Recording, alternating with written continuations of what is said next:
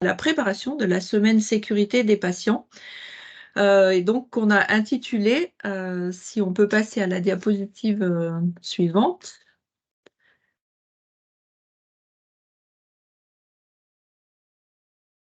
Voilà, merci beaucoup. Qu'on a intitulé des outils pour animer la semaine de la sécurité.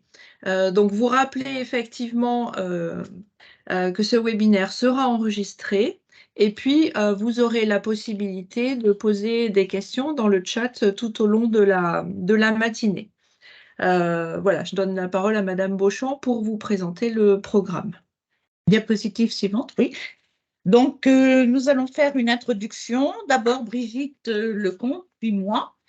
Et on va rentrer après dans le vif du sujet avec les retours d'expérience du CHU d'Orléans, donc avec un jeu à destination des usagers et événements indésirables associés aux soins pour les déclarer, les gérer pour progresser. Avec deux personnes, Madame Géril Pongibaud, qui est ingénieure qualité au CHU, et Danielle Desclercs-Dulac, qui est représentante des usagers en 45, mais également ancienne présidente de France Asso Santé. La deuxième expérience, ça va être la présentation de cocottes en papier, un quiz sous la forme d'une cocotte en papier, véritable outil informatif et pédagogique permettant d'échanger et de dialoguer facilement. Et là, nous avons la chance d'avoir Madame Sylvia Lenoir-Nancy, qui est coordinatrice régionale France Asso Santé de la région PACA. Et nous ferons ensuite une conclusion à deux voix. Merci Madame Beauchamp. Donc, on voulait aussi vous remercier de vous être inscrits aussi nombreux à ce webinaire. Là, je vois qu'il y a plus de 60 personnes connectées pour l'instant. Je pense que quelques-uns vont nous rejoindre en cours, puisque vous êtes plus d'une centaine d'inscrits. Diapositive suivante, s'il vous plaît.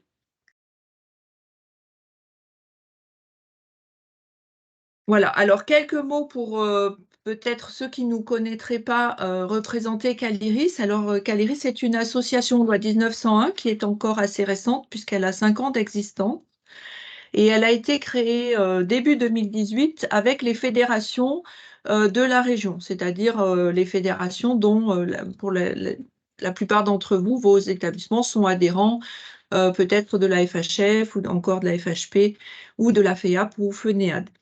Ensuite, Caliris a répondu à un appel à candidature proposé par l'Agence régionale de santé pour être désigné en tant que SRA. Et donc, SRA, c'est Structure régionale d'appui à la qualité des soins et à la sécurité des patients. Et donc, nous sommes SRA depuis fin 2018 avec un financement de l'Agence régionale de santé et un contrat pluriannuel d'objectifs et de moyens. Nos plans d'action portent sur toutes les démarches qualité, gestion des risques associés aux soins et aux accompagnements, puisqu'on contribue à leur développement dans les secteurs sanitaires, mais aussi le secteur médico-social et auprès des professionnels de santé libéraux. Donc, quand on parle de démarche qualité, ça va être par exemple pour vous en établissement de santé, la certification portée par la haute autorité. Aujourd'hui, en établissement médico-social, c'est le dispositif d'évaluation, mais globalement, on va dire que c'est l'amélioration continue de la qualité. Et puis, tout ce qui concerne la gestion des risques associés aux soins, c'est les programmes de réduction des risques, avec notamment la gestion des événements indésirables. Derrière ça, on décline donc plusieurs missions, donc un soutien méthodologique, notamment par exemple à l'appui à l'analyse des événements indésirables graves associés aux soins, avec une expertise à la fois médicale, paramédicale, et puis on a pas mal dans l'équipe d'anciens cadres, à la fois du secteur sanitaire ou encore du secteur médico-social, des compétences d'ingénieur qualité, bien évidemment, et puis compétences administratives et communication. Nous avons vocation à produire de l'information, donc il y a pas mal de choses qui sont par exemple sur notre site internet, on produit différents documents, guides, etc. Et puis nous commençons à lancer aussi des actions de formation. Voilà.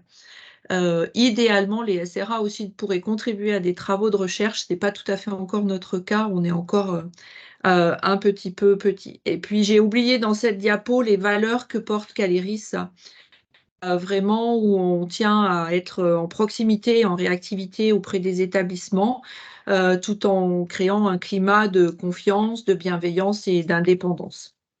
Ce webinaire aujourd'hui s'inscrit dans la continuité d'un partenariat qu'on a engagé avec grand plaisir entre France Asso Santé et Caliris depuis maintenant 3 ans. Nous avons fait le choix donc cette année de le proposer sur la thématique de la semaine sécurité 2023. Pour ceux qui avaient suivi les années précédentes, on avait abordé l'année dernière l'élaboration du projet des usagers et la place des représentants des usagers dans la certification des établissements. Et j'en profite pour saluer, parce qu'elle n'est pas avec nous, mais notre collaboratrice Isabelle Jaffrenou, qui est très contributrice sur ce sujet. Donc cette thématique retenue cette année par le ministère de la Santé et de la Prévention, faire des patients les acteurs de leur propre sécurité, constitue en effet une belle opportunité d'approche, on va dire pratico-pratique, de partenariat entre vous, représentants des usagers, et les équipes qualité des établissements. Et on est ravis d'avoir un peu des deux là qui sont connectés aujourd'hui, puisque l'idée c'est de vous inviter à mettre en place des événements de sensibilisation. Donc, pour préparer ce webinaire, nous vous avions sollicité pour un partage d'outils et nous remercions tous ceux qui nous ont répondu. Donc, je vais démarrer, on va passer juste la diapo précédente sur laquelle je vais revenir, un petit rappel historique de la semaine sécurité patient. Je ferai ensuite quelques explications sur le thème de cette année. Et puis, je laisserai la place ensuite à Madame Beauchamp et à la présentation des outils. Alors, la semaine de la sécurité des patients, merci, a eu lieu chaque année. C'est quand même assez récent finalement. On a l'impression que déjà les années passent vite, mais c'est quelque chose qui a été enclenché par le ministère depuis 2011, donc une bonne dizaine d'années. Et ça a fait suite notamment, pour ceux qui en ont entendu parler, au résultat d'une enquête nationale qui s'appelait ENEIS 2. Il y avait eu aussi ENEIS 1. Donc ENEIS, c'est Enquête nationale sur les événements indésirables associés aux soins. Et donc ces enquêtes, qui ont respectivement eu lieu en 2004 et 2009, ont notamment montré qu'il y avait une proportion importante d'événements indésirables graves qui étaient évitables. Et donc, le ministère a décidé de lancer un impact, que c'était un enjeu fort, on va dire, en proposant, alors si on peut afficher la suite de la diapo, en proposant une semaine dédiée sur la sécurité des patients. Qu'est-ce que c'est que cette semaine? C'est en fait une opération, on va dire, de sensibilisation, à la fois pour interpeller, promouvoir l'implication des patients, des résidents, des usagers et des professionnels. Donc vraiment, c'est ensemble, autour de thématiques fortes en faveur de la sécurité des patients pour favoriser et renforcer cette collaboration. Donc ça concerne les professionnels, les patients, les proches, mais quelque part, c'est la société dans son ensemble. Et donc, je vous disais, voilà, ça a démarré dans les années 2010-2011. Et en fait, ça a été repris lors de la publication de la stratégie nationale de santé en 2022, qui a placé comme le premier engagement de Ma Santé 2022, favoriser la qualité et replacer le patient au cœur du soin. C'est-à-dire que le patient, véritablement, on va le voir après, comme partenaire de son soin. Diapo suivante, s'il vous plaît.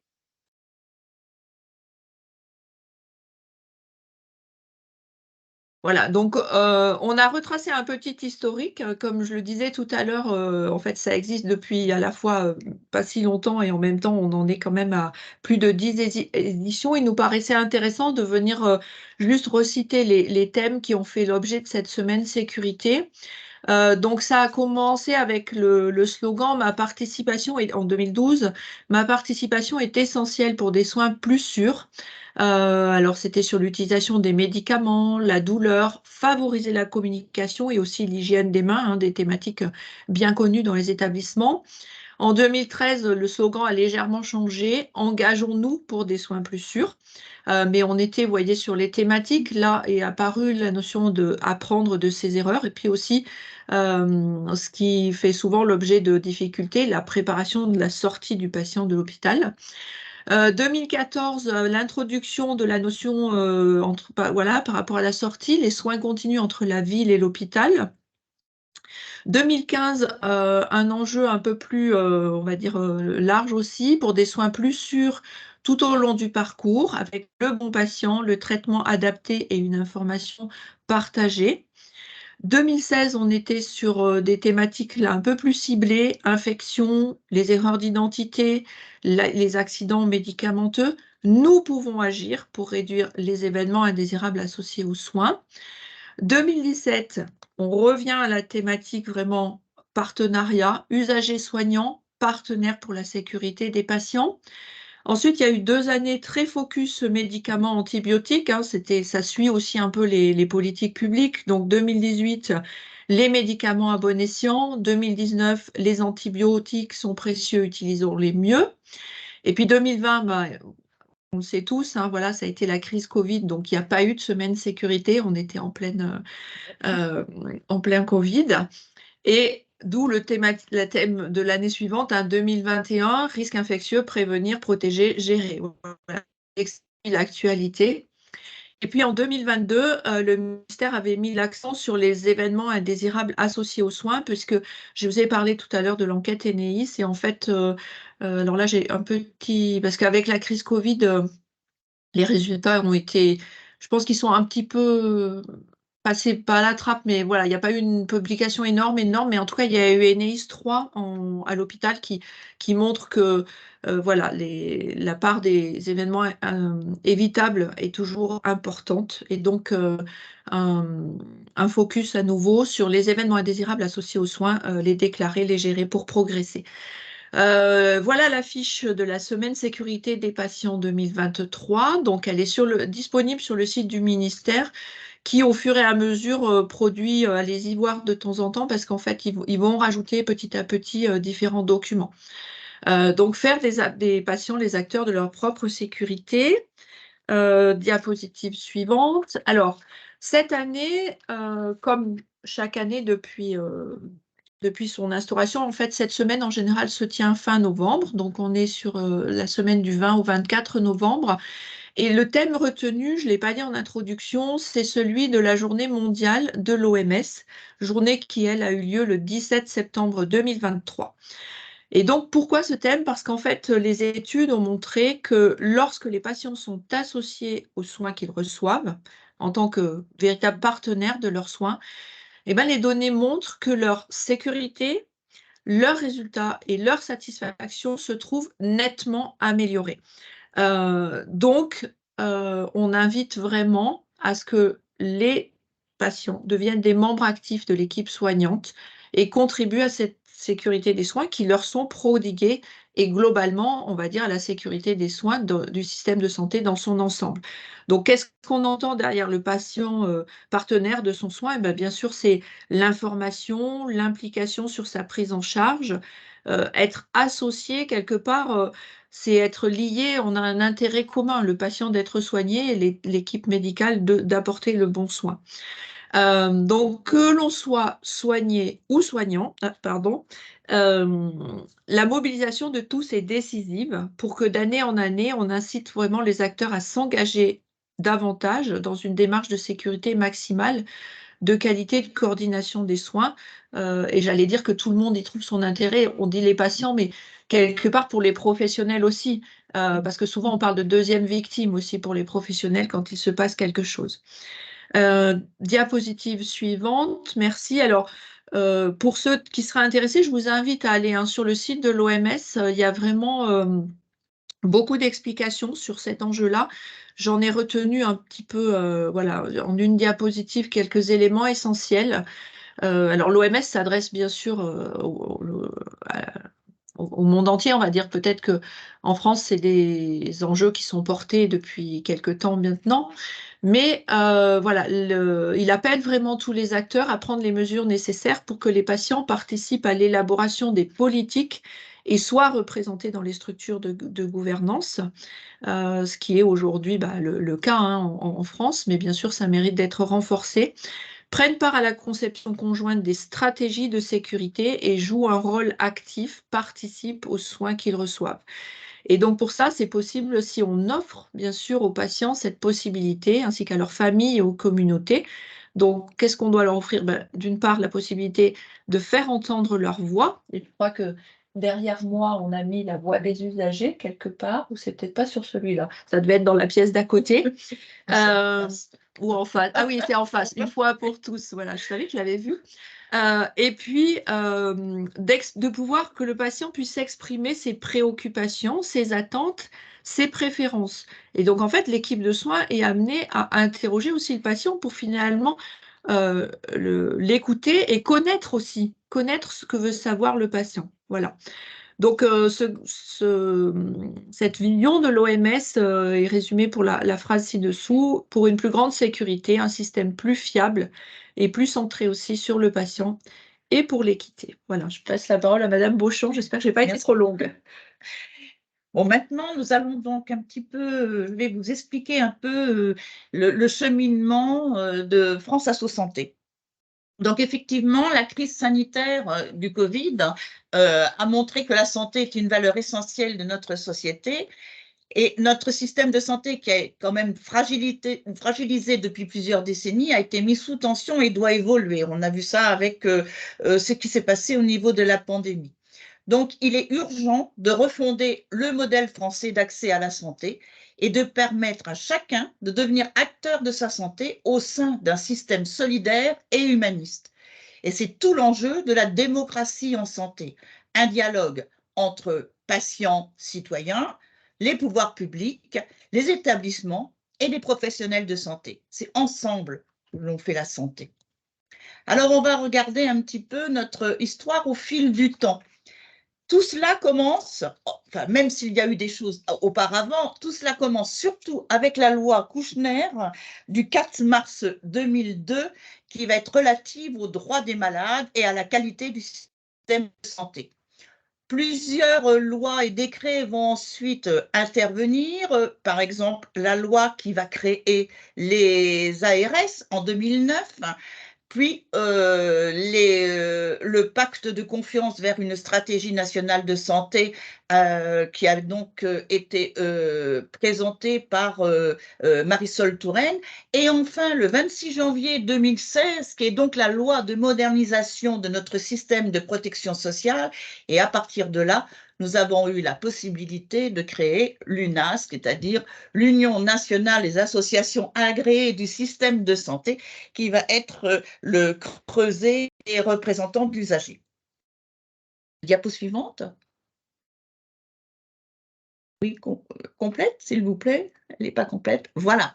Donc, le 26 janvier 2016, cette loi de modernisation de notre système de santé va programmer dans son article 1 la création d'une union nationale des associations agréées du système de santé, appelée UNAS. Il y aura plusieurs décrets par la suite qui vont donner d'abord, qui va créer d'abord l'UNAS, puis ensuite l'URAS, puisque l'UNAS est en national, il va y avoir des délégations, des UNAS, des unions régionales dans les différentes régions. Donc,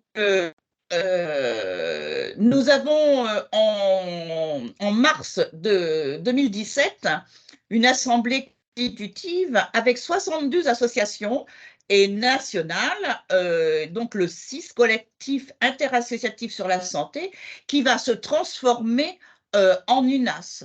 Ce CIS, il y avait un CIS au niveau de notre région également, et tout naturellement, il va se transformer en URAS, c'est-à-dire l'UNAS sur notre région.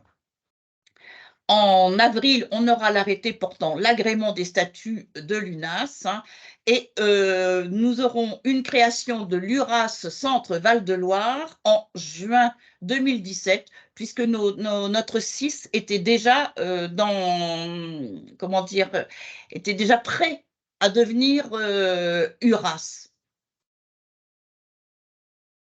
Diapo suivante. Donc, France Asso Santé, c'est la voix des patients et des usagers de la santé, sans association agréée de santé membres au niveau national et plus de 900 associations au niveau régional.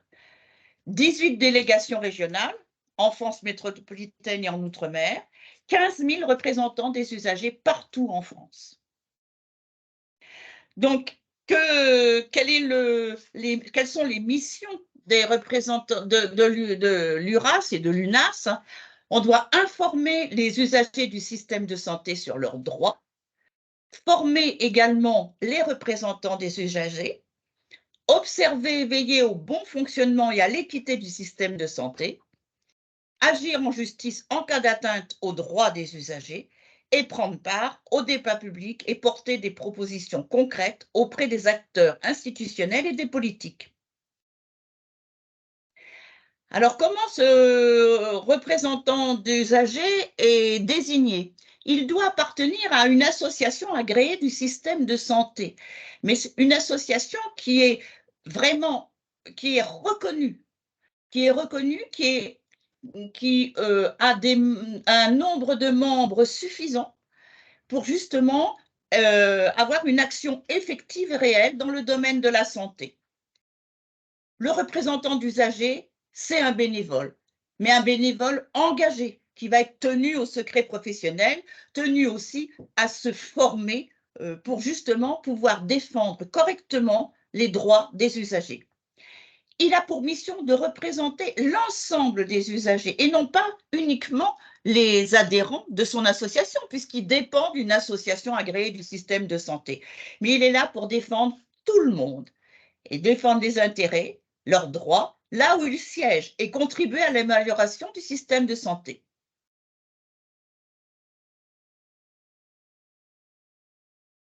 Donc, vous voyez là les 5 champs de compétences des représentants d'usagers qui vont participer à l'élaboration des politiques de santé au niveau national, régional, local, dans l'établissement où ils seront représentants de santé.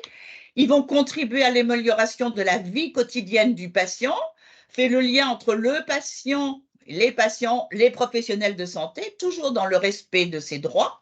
Il va faire valoir les droits des personnes malades, des patients hospitalisés ou bénéficiaires de soins usagers victimes d'accidents médicaux. Il va développer au sein de son association la dimension collective de la représentation et il s'implique au nom des usagers dans l'administration ou l'organisation d'un établissement de santé, d'un réseau de santé, d'un réseau de soins ou d'une CPAM. Donc, chaque année, les délégations de France Asso Santé se mobilisent pour faire le relais de cette semaine dédiée à la sécurité du patient. Donc, je vous rappelle le thème de cette année, faire des patients les acteurs de leur propre sécurité. France Asso Santé et SRA Caleris vont vous présenter des outils pour participer à l'animation. Et nous commençons par le premier, qui est un retour d'expérience du CHU d'Orléans, qui est un jeu à destination des usagers, événements indésirables associés aux soins, les déclarer, les gérer pour progresser, avec Madame Cheryl Bongibaud, ingénieure qualité, et Madame Danielle Desclercs du Lac, représentante des usagers. À vous. Bonjour à toutes et à tous et merci de nous avoir invités, Cheryl et moi-même, pour vous proposer une expérimentation que nous avons mis en œuvre lors de la Semaine Sécurité des patients en 2022 et qui a été très appréciée, je dirais, tant en interne dans l'établissement qu'auprès des usagers du système de santé qui entraient au CHU d'Orléans. Je suis très fière de prononcer le mot CHU d'Orléans, puisque le 12 octobre 2023, ce fut la transformation de notre centre hospitalier régional en CHU et que nous sommes le 33e CHU de France. Voilà, et je me permettais de le signaler parce que pour la région centre, c'est quelque chose d'important. Nous aurons donc 2 CHU au sein de notre région, le CHU de Tours qui existe mémorablement depuis de nombreuses années le CHU d'Orléans.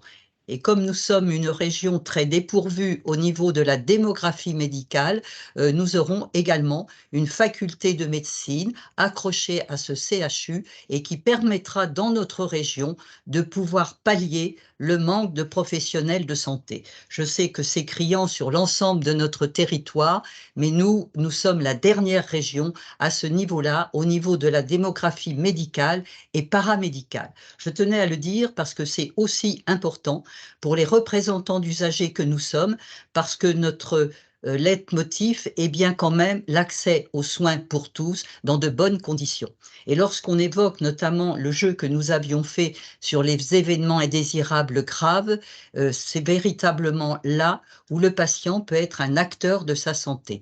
Bien entendu, nous avons l'habitude à France Asso Santé de travailler avec la SRA parce que je dirais qu'on œuvre dans le même sens et qu'on veut et on souhaite que les patients soient acteurs de leur santé.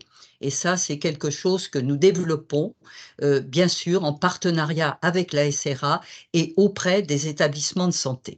Donc aujourd'hui, on va vous présenter également avec Cheryl, parce que nous travaillons beaucoup ensemble au sein du CHU d'Orléans avec l'ensemble des ingénieurs qualité. Et vous voyez, ça aussi, c'est un petit peu nouveau que dans les établissements, il y ait des ingénieurs qualité qui travaillent au plus près des représentants d'usagers qui siègent dans les établissements.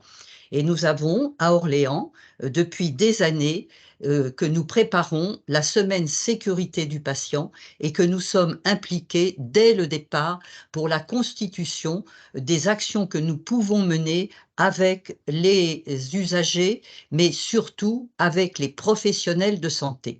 Et puis, ce que je voudrais dire en préambule, c'est que bien sûr, les représentants d'usagers sont membres des différentes instances du CHU, enfin comme dans tout établissement, puisque le texte qu'a rappelé tout à l'heure Dominique Beauchamp, c'est-à-dire que, et notamment où notre rôle a été amplifié lors de la loi de modernisation du système de santé du 26 janvier 2016, c'est que les 4 représentants d'usagers, les titulaires, les suppléants, mais en général, nous siégeons toujours ensemble, bien, nous sommes là pour véritablement représenter l'ensemble des usagers du système de santé. Et quelle que soit l'association à laquelle nous appartenons, et Dominique l'a bien redit, mais je me le reprécise, je représente SOS Hépatite, mais lorsque nous sommes représentants d'usagers dans un établissement, nous représentons l'ensemble des usagers et des patients de l'établissement. Donc ça, c'est quelque chose d'important et de fondamental, et les formations qui sont données par France Asso Santé auprès des futurs représentants d'usagers, c'est vraiment quelque chose qui est déployé et qui les initie pour le développement de la démocratie en santé globalement dans un établissement. Donc, nous sommes membres des différentes instances, bien entendu, et c'est dans ces instances que plus particulièrement, notamment au niveau de la commission des usagers, et ça a été rappelé par le texte réglementaire de cette loi de janvier 2016, c'est que on doit présenter en commission des usagers d'un établissement les événements indésirables graves. Et c'est la raison pour laquelle nous avons été amenés à mettre en place un jeu que tout à l'heure Cheryl, parce qu'elle s'est beaucoup impliquée au sein de ce jeu, justement, et qu'elle vous présentera et qui a été connu et reconnu par l'ensemble de ceux qui ont accepté de venir dans l'établissement et s'y intéresser, tant les professionnels de santé que les patients qui, durant cette semaine, étaient hospitalisés. Et là, ça me permet aussi de dire que ce qui est important, c'est que la semaine sécurité du patient, je dirais qu'elle a plusieurs missions. Au-delà du thème, et qui est, il faut bien le dire, toujours, quelle que soit la formulation, c'est la nécessité de faire du patient l'acteur de sa propre santé. Mais il ne faut pas oublier que le patient n'est pas seul et qu'il a un environnement, et parfois on oublie un petit peu dans le parcours de soins d'y impliquer aussi l'environnement de la personne hospitalisée et qui parfois, sans cet environnement, eh bien, les soins ne serait peut-être pas aussi efficace qu'on souhaiterait le faire, parce qu'il faut toujours aussi un appui, parfois, dans des pathologies longues et lourdes, et où le patient est parfois un petit peu déprimé, et que là, on doit tous jouer un rôle pour que les soins qui lui sont prodigués obtiennent des résultats le plus positifs possible. Donc, bien entendu, nous sommes, nous, membres au CHU d'Orléans, membres du COPIL Qualité. Donc, ça veut dire que depuis des années, nous travaillons aussi avec les professionnels de santé et plus particulièrement les ingénieurs qualité, et qui font que lorsque la semaine sécurité du patient doit arriver, très vite, nous mettons en place un comité de pilotage dans lequel nous sommes appelés à gérer. Alors, au-delà, si vous voulez, moi, ce que je voudrais souligner aussi, c'est que dans tout établissement, au-delà de ce texte réglementaire qui a créé la commission des usagers et qui était antérieurement la fameuse CRUC-PC que beaucoup d'entre vous et les personnes qui sont présentes aujourd'hui et que je tiens à remercier, eh bien, il y a un certain nombre de groupes de travail et où il est important de s'impliquer au sein de l'établissement pour mieux se faire connaître. Parce que je disais qu'il y avait plusieurs axes à cette semaine sécurité. C'est bien entendu faire du patient acteur de sa santé, mais c'est aussi faire connaître les représentants des usagers à l'intérieur de l'établissement. Parce qu'on voit bien, alors dans un petit établissement, c'est peut-être plus facile de faire des campagnes d'information sur ce que sont les représentants d'usagers, mais dans un grand établissement, cette semaine de sécurité du patient peut être aussi une manière de mieux exprimer auprès de l'ensemble des professionnels de santé, puisque on va faire des permanences avec des professionnels de l'établissement, de se faire connaître et de faire connaître le rôle et les missions que nous portons. Et vous voyez, cette semaine sécurité, elle a plusieurs axes. C'est de mieux se connaître à l'intérieur d'un établissement, le rôle de ces professionnels qui sont auprès des patients au quotidien et le rôle des représentants des usagers et comment on peut œuvrer ensemble pour que véritablement le patient devienne acteur de sa santé. Alors, en ce qui me concerne, effectivement, je travaille dans un comité de pilotage qui s'est appelé HandiConsult et qui a permis de mettre en place un service spécifique pour les populations en situation de handicap et qui parfois étaient éloignées du système, mais qui maintenant permet à certains justement de redécouvrir ce qu'est un établissement de santé et comment ils peuvent être accueillis. La Maison des femmes, vous savez qu'il y en a de plus en plus qui s'ouvrent, notamment en regard avec les violences faites aux femmes. Le patient traceur, puisqu'un certain nombre de représentants d'usagers sont formés justement, et nous faisons le patient traceur auprès des patients hospitalisés dans les services, en lien avec un professionnel de santé, un médecin, qui est sur la gestion des risques, et très souvent, justement, un ingénieur qualité. Donc, c'est des regards croisés et qui nous permettent de détecter, le cas échéant, des peut-être dispositifs qui ne sont pas tout à fait en conformité comme ils devraient l'être pour la sécurité et la qualité des soins. Et puis, bien sûr, membre le conseil de surveillance. À ce titre, je suis vice-présidente du conseil de surveillance du CHU et c'est un rôle important parce que c'est là aussi où tout le niveau d'information est à la connaissance de l'ensemble des représentants d'usagers.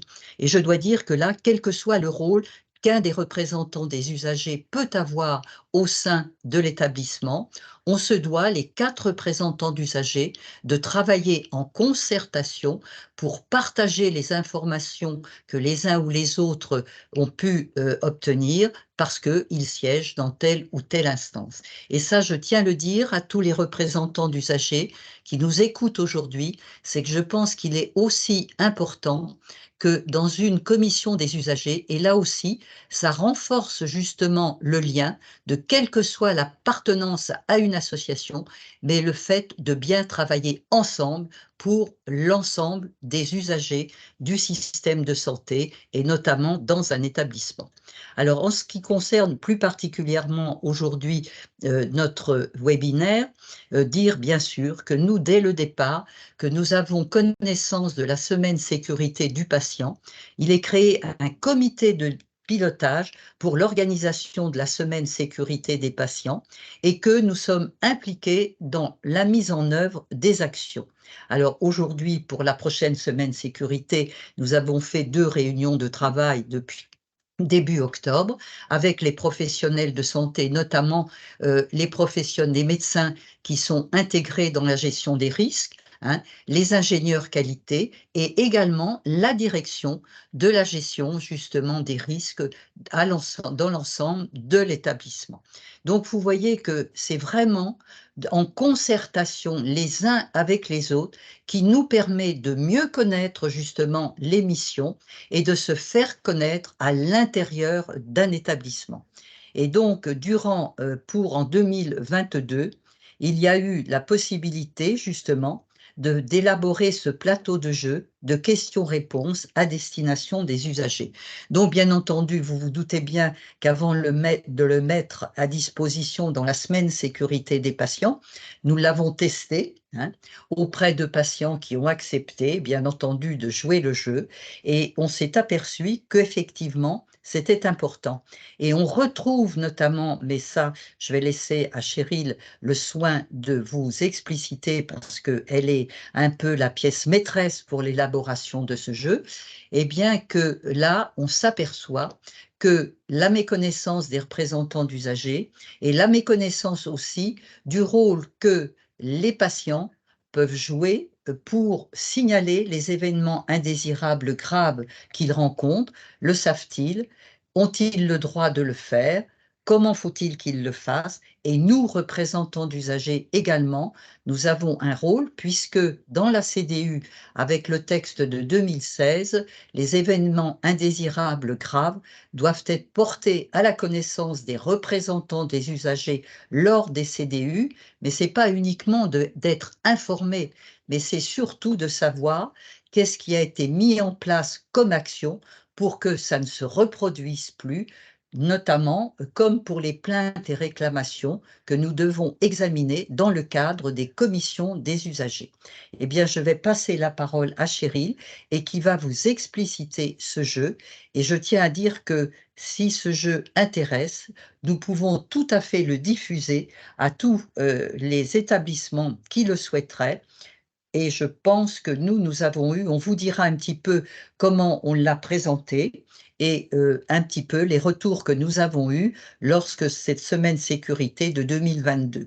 Et comme justement on a eu un bon retour, eh bien nous allons réutiliser ce jeu avec d'autres actions que nous envisageons pour 2023, mais ce sera aussi une pièce maîtresse dans notre semaine sécurité patient de 2023.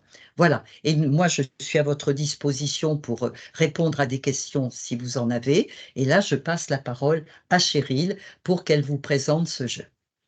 Bonjour à tous. Donc effectivement, le plateau de jeu, l'idée est venue l'année dernière en réunion de travail, de se dire comment faire passer les informations un peu principales auprès des usagers, puisqu'on dit qu'il doit être acteur de sa santé, mais pour cela, il faut qu'il ait certaines notions qui sont très peu connues des usagers à présent.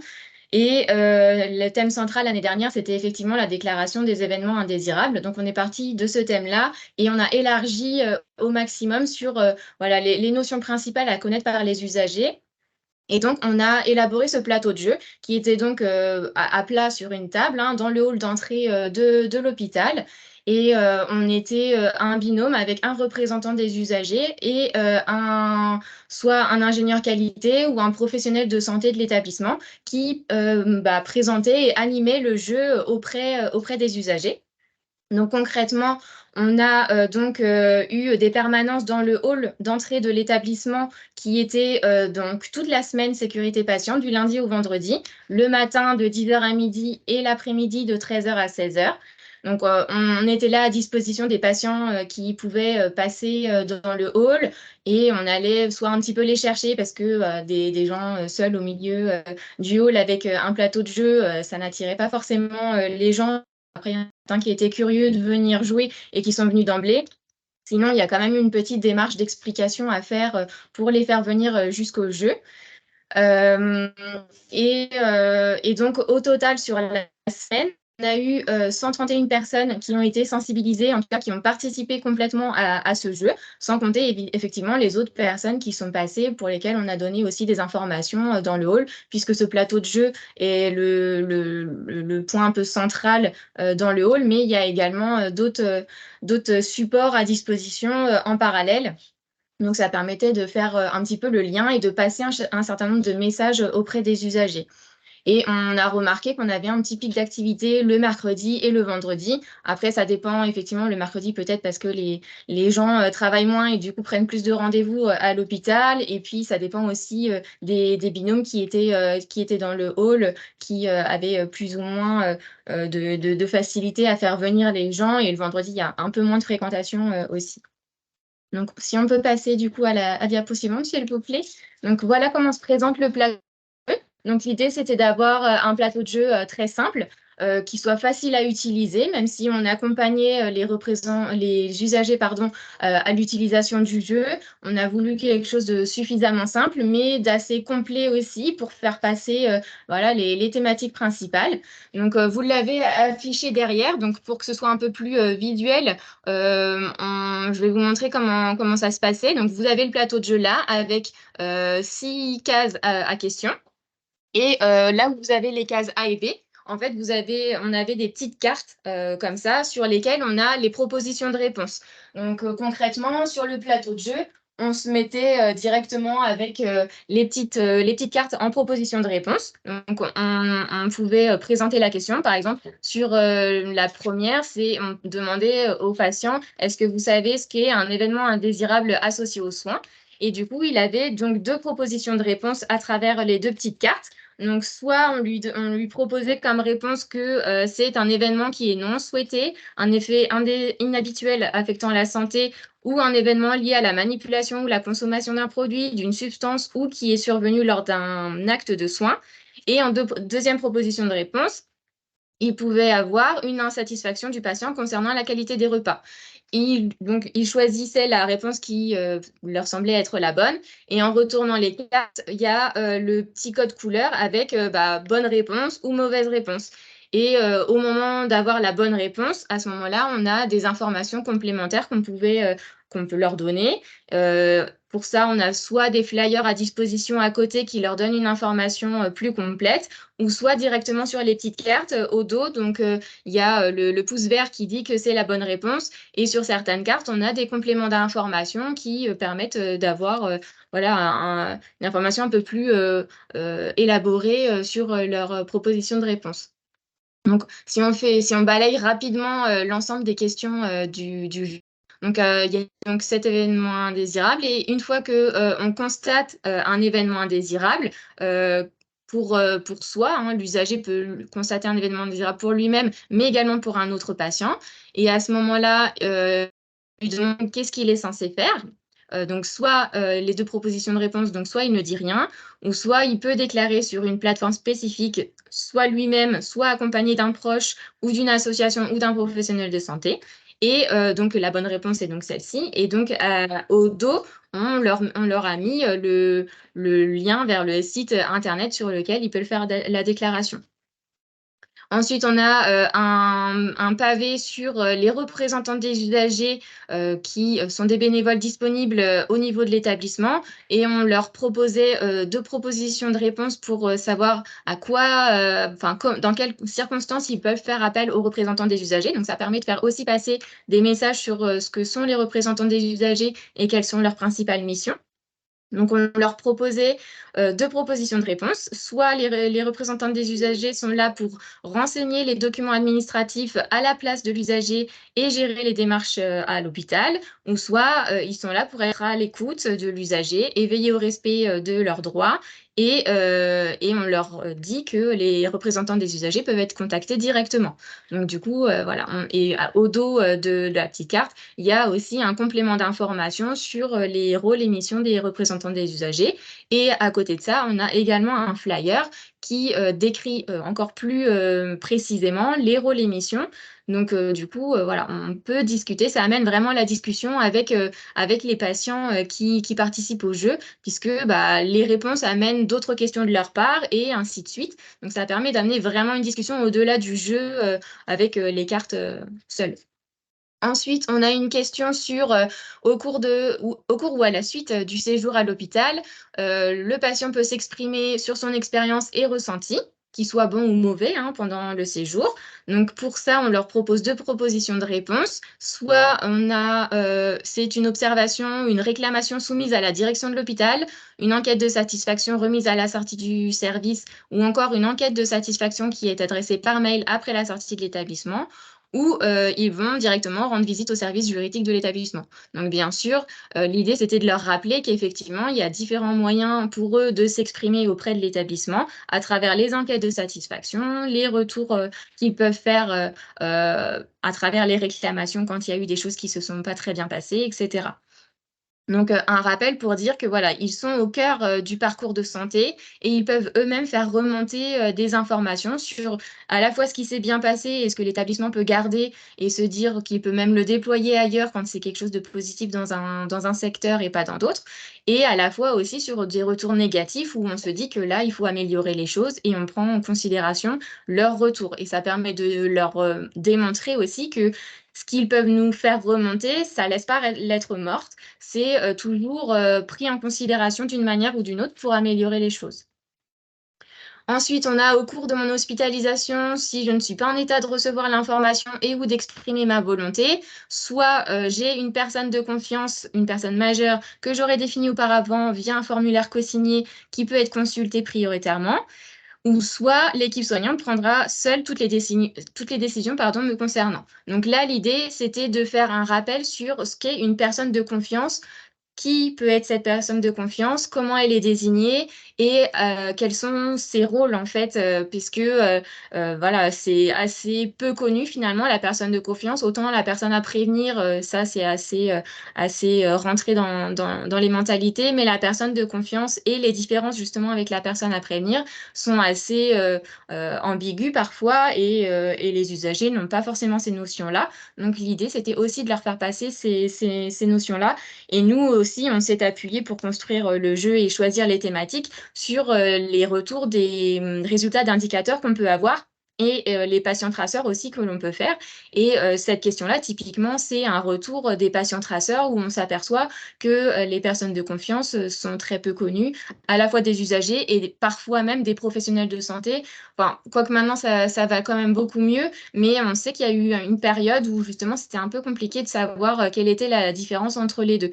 Donc du coup, voilà, c'était voilà, toujours dans l'idée que le patient est acteur de sa santé. Et du coup, même si les professionnels de santé savent ce qu'est la différence entre la personne à prévenir et la personne de confiance, c'est important aussi que l'usager lui-même sache d'emblée la différence pour pouvoir définir au mieux la personne qui sera la plus adaptée pour prendre en charge sa santé s'il ne peut plus prendre les décisions lui-même.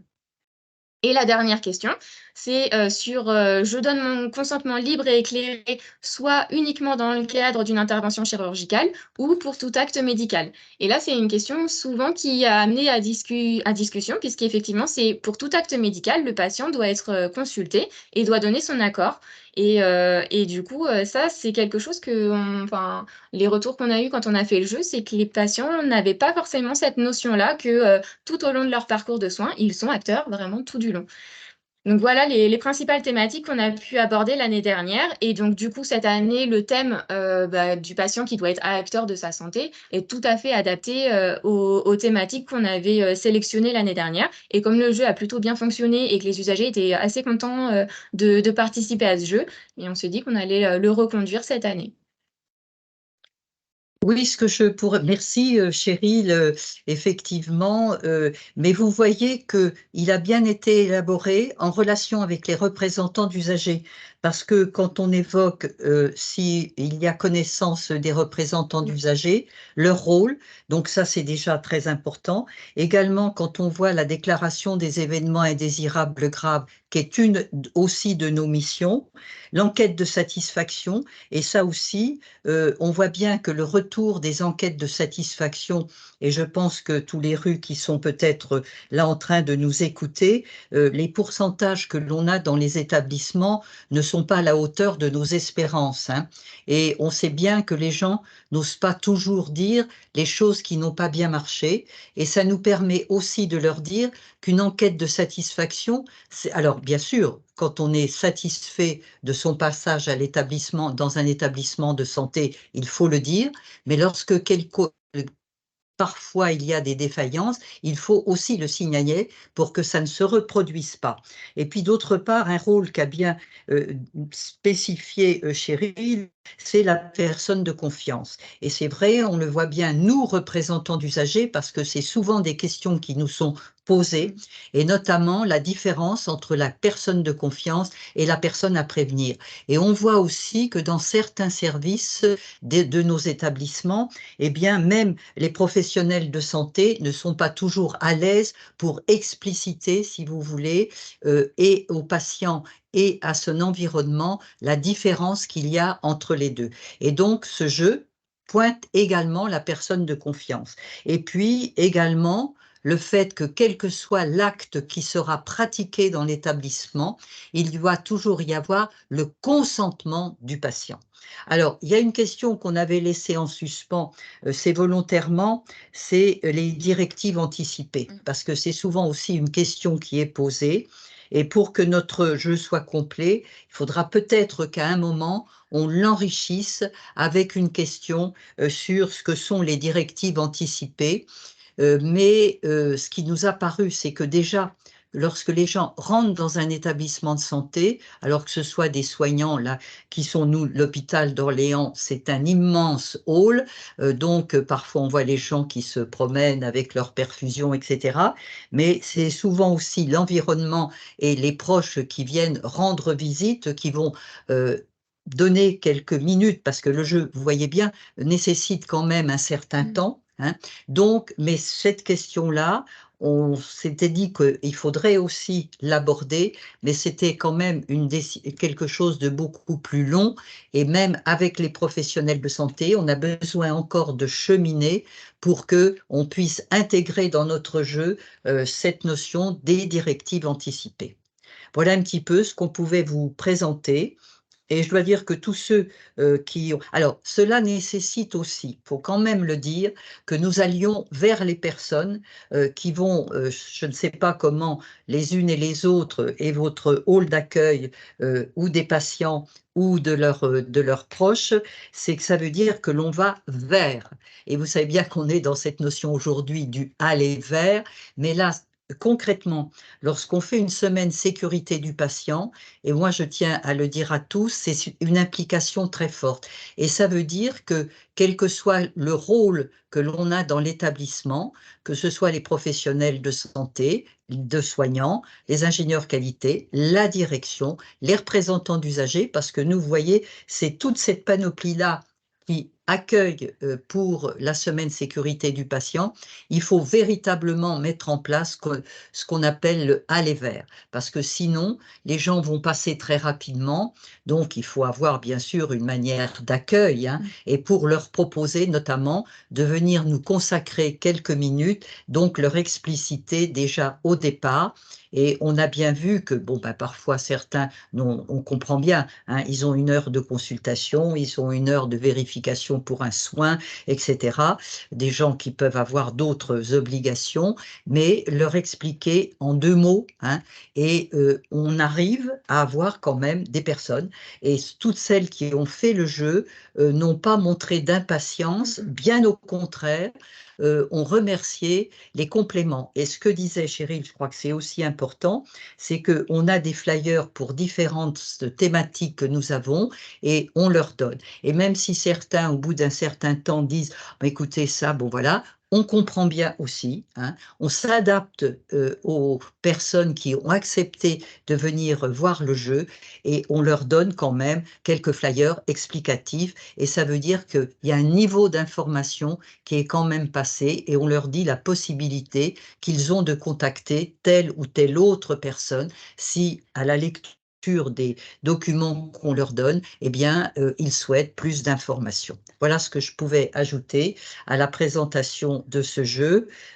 qui, c'est vrai, nous allons à nouveau l'expérimenter à notre prochaine sécurité du patient, mais qui balaie, si vous voulez, le rôle un petit peu de tous ceux qui interviennent dans un établissement de santé pour la qualité et la sécurité des soins et qui est quand même l'axe sur lequel nous sommes tous appelés à travailler. Voilà, merci de votre écoute et si vous avez besoin d'informations, on est à votre disposition.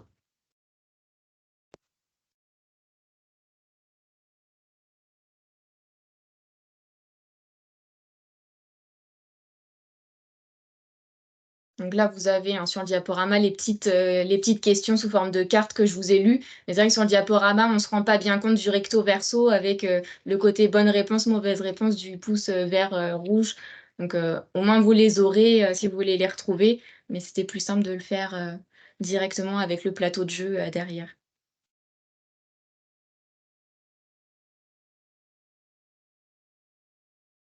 Merci beaucoup, Lorraine et Daniel, pour cette excellente présentation. Lorraine a répondu à la question pour effectivement vous donner les liens pour ce jeu. C'est vrai qu'on l'avait déjà proposé lors de la semaine sécurité patient l'année dernière qui était consacrée aux événements indésirables. Donc, il était sur notre site sur le Padlet EI et il y est toujours. Et puis, Lorraine a mis le lien sur le site de France Asso. En tout cas, félicitations aux équipes du CHU et Daniel et les représentants des usagers parce que je trouve que c'est un outil vraiment très pratico-pratique et extrêmement facile et qui apporte beaucoup d'informations et qui crée en fait de l'occasion d'échange. Madame Oui. Beauchamp, si vous Moi, souhaitez. je rejoins Daniel à propos des directives anticipées. Je crois qu'effectivement, il va falloir l'ouvrir, ce jeu, aux directives anticipées, parce que c'est difficile aussi bien pour les professionnels que pour les patients, les usagers. Est-ce que vous avez des questions ou des remarques? On a prévu un temps d'échange avant la deuxième. Alors, on a une demande sur les flyers distribués.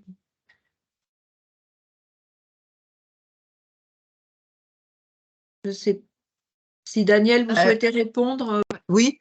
Alors, tant Cheryl que moi, on est tout à fait d'accord pour mettre à disposition les flyers qui accompagnaient ce jeu. Alors, nous, au niveau de ce qu'est un représentant d'usager, et puis les ingénieurs qualité, d'autres flyers qui ont été élaborés justement à l'occasion de cette semaine sécurité. Donc, vous pouvez passer par France Asso Santé, hein, et on vous dira, nous, les flyers dont on dispose, et puis on reverra avec l'établissement hospitalier les flyers qu'on peut vous envoyer. Il n'y a aucun problème. Là, je crois, si vous voulez, et je tiens à le dire, hein, c'est que on est dans le partage, hein, et je crois que ça, c'est important. Et quand quelque chose est mis en place, qui nécessite quand même tout un travail de concertation, hein, et donc c'est le vivre ensemble aussi. Et si on a accepté de partager avec vous ce jeu, tant la direction de l'hôpital, enfin du CHU et son personnel, et que nous, représentants des usagers, nous sommes prêts à vous communiquer l'ensemble des informations ou des documents que l'on a mis en place et que vous pouvez tout à fait réutiliser. Après, pas forcément des flyers pour chacune des questions, mais en tout cas, au moins pour représentants des usagers. Et puis aussi sur la personne de confiance, Voilà. on a un formulaire en fait qui est remis aux patients avec le livret d'accueil et puis qui est rempli avec les professionnels soignants quand le patient arrive à l'hôpital. Donc on avait au moins ces flyers-là sous la main. Et puis après, on avait des flyers d'autres thématiques, comme ce sera le cas cette année. On a élargi à d'autres thématiques, notamment sur l'éducation thérapeutique, les questionnaires de satisfaction. Voilà, on étoffe aussi un petit peu peu chaque année et on élargit les thématiques, mais on n'a pas forcément pour chaque question un flyer correspondant, hein, parce que sinon après c'est un peu lourd si le patient repart avec Oui, oui, oui. 10 flyers différents. Non, et Il puis, pioche en fonction de ce qu'il a besoin, pardon. voilà, et non, et comme dit Cheryl, on ne donne pas à la pile des flyers. Quand on voit que quelqu'un veut plus de précision sur tel ou tel Ouais. point particulier, c'est là, on lui met à disposition un flyer, et d'ailleurs, on lui donne la possibilité de nous recontacter le cas échéant, etc. Donc ça, vraiment, là, ça ne pose aucune question, et on voit bien que les gens, finalement, enfin, comment je vais l'exprimer, mais voit bien qu'au-delà du soin, eh bien, l'établissement est aussi dans le prendre soin. Et ça, je crois que c'est aussi important qu'on ne pratique pas que des actes, justement, c'est la première, bien sûr, vocation d'un établissement, mais aussi c'est la manière dont on peut expliquer un soin et dont on est là aussi pour sécuriser toute l'angoisse que des patients peuvent avoir, eux et leur environnement. Et je trouve que cette semaine sécurité du patient, c'est aussi ce que cela peut faire ressortir, qu'on n'est pas uniquement sur des actes techniques, mais on est vraiment dans une prise en charge globale de la personne, de ses interrogations, etc. Et voyez, tout à l'heure, je l'avais évoqué, mais Cheryl l'a aussi évoqué, mais le patient traceur, c'est aussi une opportunité pour le patient, ses proches, parce que dans le patient traceur, on voit aussi souvent les proches, notamment lorsque le patient est un enfant, mais même en dehors de ça, ou une personne en situation de handicap est plus vulnérable, eh bien, on voit bien que là, le patient traceur, c'est aussi un indicatif pour mieux sentir quelles sont les attentes et les besoins, comme tout à l'heure d'ailleurs Brigitte de la SRA l'a dit, et ce que souhaite l'Organisation mondiale de la santé. Et on est vraiment, si vous voulez, dans cette démarche globale, et les actions de la semaine sécurité du patient peut être justement la possibilité de développer cette notion-là qui, on comprend bien, c'est un moment un peu clé dans la vie d'un établissement et de tous ceux qui viennent pour se faire soigner. Et au moment de la certification, c'est aussi des questions qui nous sont posées, nous, représentants d'usagers, pour qu'on explicite quelles sont les actions qui sont menées dans ce cadre-là. Merci beaucoup, Daniel. On avait juste une dernière question, peut-être plus pour Cheryl. Je ne l'avais pas vue, pardon, elle était un petit peu plus haut.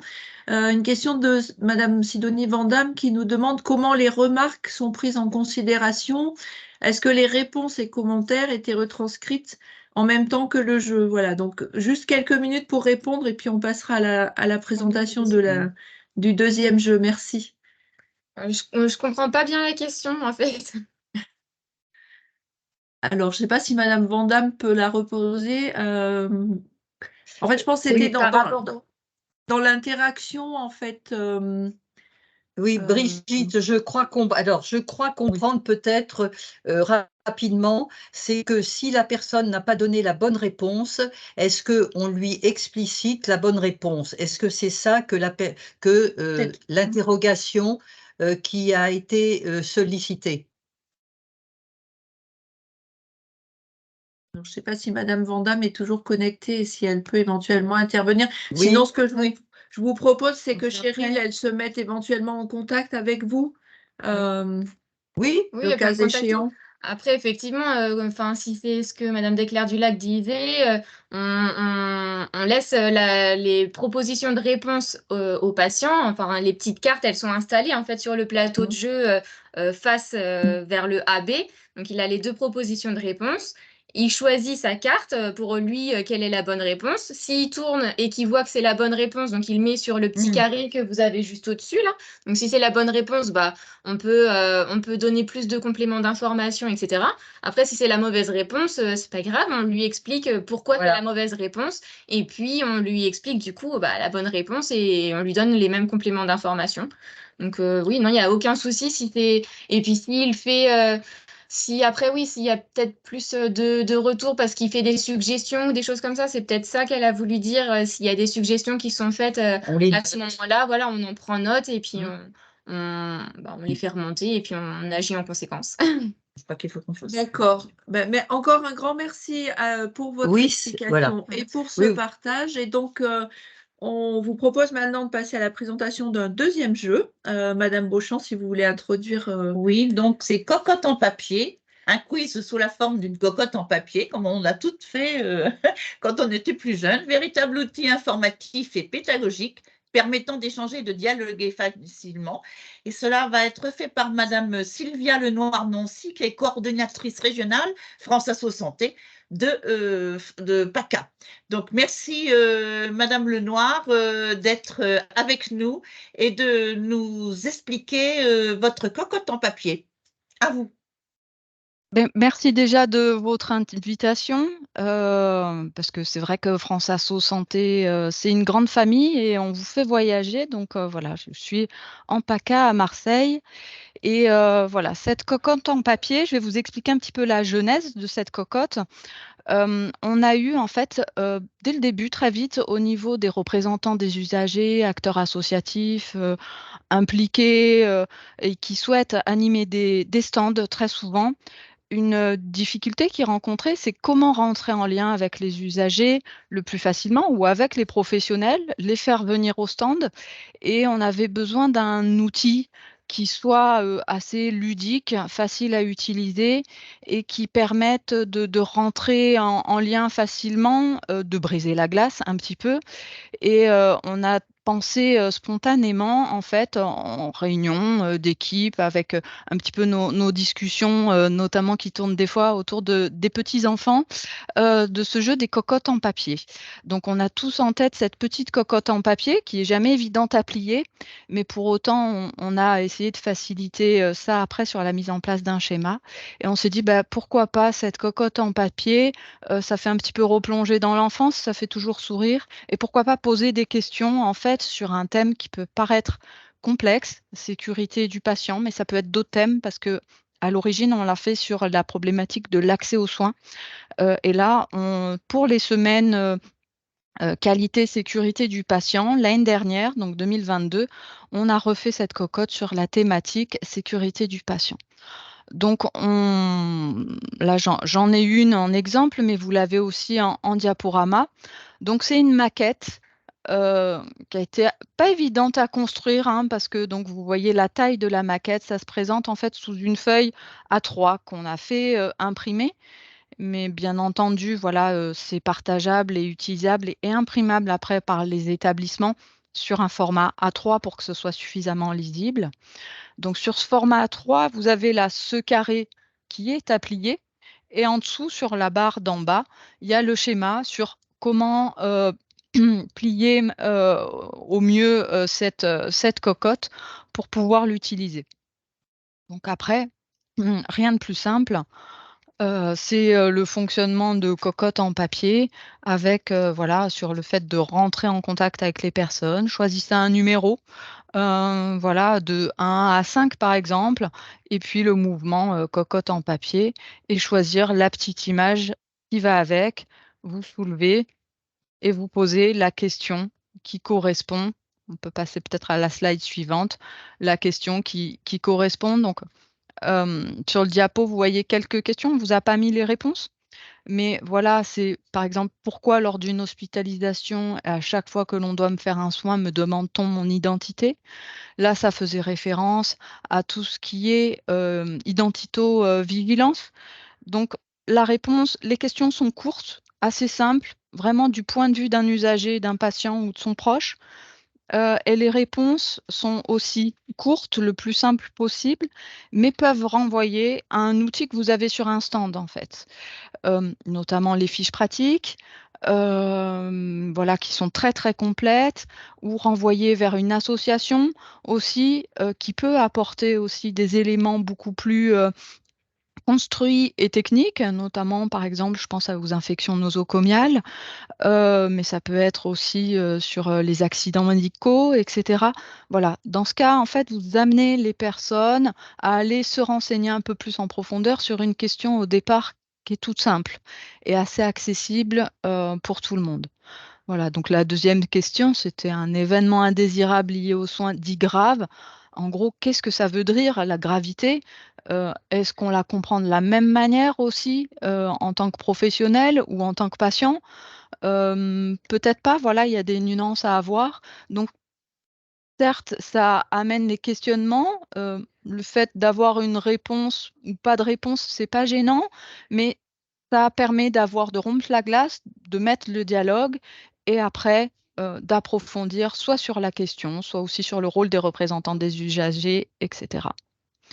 Donc on a essayé de mettre des questions très, très différentes les unes des autres pour aborder, le maximum de problématiques et bien entendu, après cette cocotte en papier, elle peut vivre, dans le temps, changer certaines, questions, en rajouter d'autres et cetera.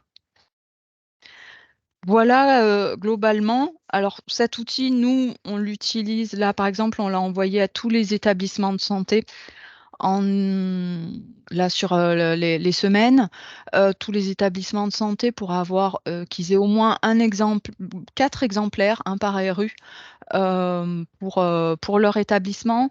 C'est pas un outil, que les RU mettent, à diffusion en fait, spécialement, des usagers, mais c'est vraiment un outil qui leur est utile, à eux. Après l'établissement est bien sûr libre de l'avoir, les autres délégations aussi. Le maximum de personnes, informées, le mieux c'est bien sûr sur la sécurité, du patient. Voilà, globalement sur, la cocotte en papier. Je ne sais pas si vous avez des questions auxquelles je pourrais répondre?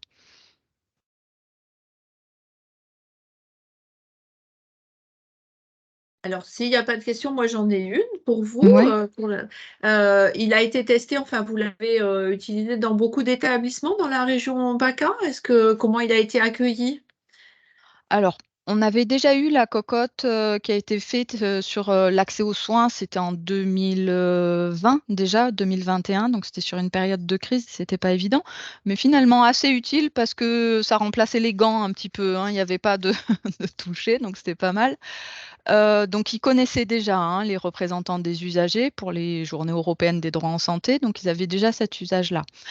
Lorsqu'on l'a envoyé, aux établissements, je pense que c'est, le retour des RU qu'on a, c'est que oui, ça leur a été transmis à eux en tant qu'RU parce qu'ils savent, ils sont repérés dans l'établissement comme étant en lien avec les usagers et assez friands, d'outils ludiques et pédagogiques.